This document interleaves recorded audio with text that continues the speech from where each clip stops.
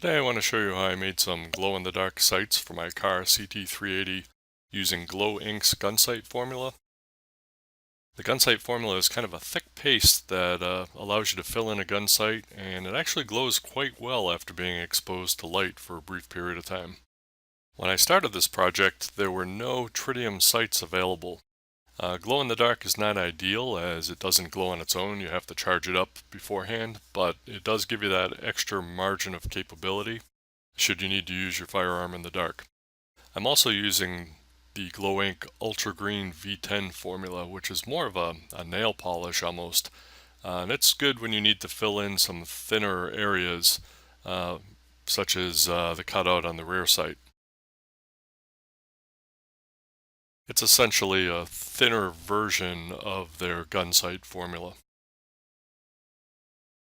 Now the first step, of course, is to make your firearm safe.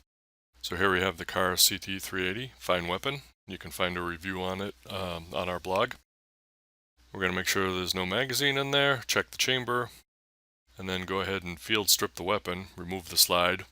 That way we can be sure we're working safe when we do the sights.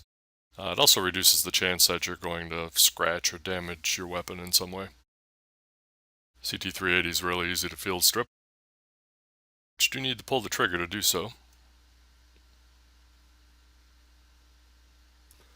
Pulling the slide off will also let you set the slide into a small vise if you'd like to. Of course, you want to make sure you use some rubber jaws in that vise.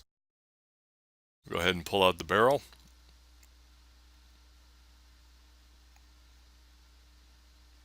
And now we're ready to work on the sights, front and rear. The factory sights work quite well in the daytime. They're a lollipop design with a recessed dot in the front and a small bar in the back. Line the two up, you're in business. The first tool, and really the only tool we're going to need for this project, is a pin vise. This is a small clamp that allows you to hold a drill bit so you can manually drill something out. You can get them on McMasterCar.com. They're like $7 or so. This is going to allow us to set the tip of the bit into the front sight and spin it slightly, and that'll create a small hole in the plastic front sight. That hole is going to be important to help the the glow formula stick.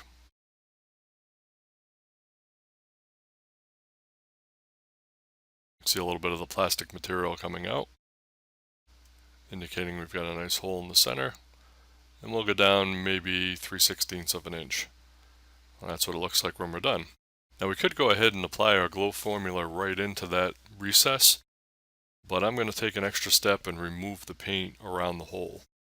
That'll give us extra stiction for the glow formula, and it'll also create a larger front sight. You'll see when we smooth it off, it makes for a nice, even, professional install.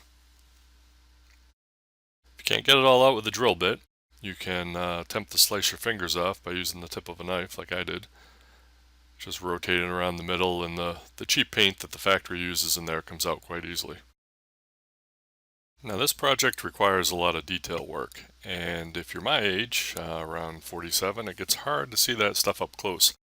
So I use a pair of safety glasses that have some built-in readers. It's a good idea to have safety glasses on when you're doing this project anyway, and the readers make it so much easier. I don't know if you can see them there, but they're little magnifying glasses at the bottom.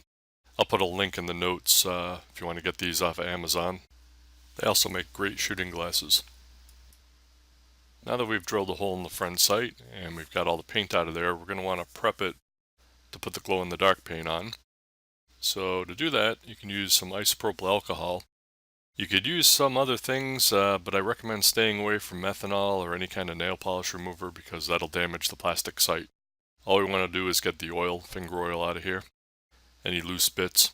So take a lint-free rag or tissue, just clean out the area, and then give it about 10 minutes to dry off just to make sure that there's no moisture trapped down in the hole. You want to wipe off the rear sight with a little bit of alcohol at the same time because we're going to paint that soon.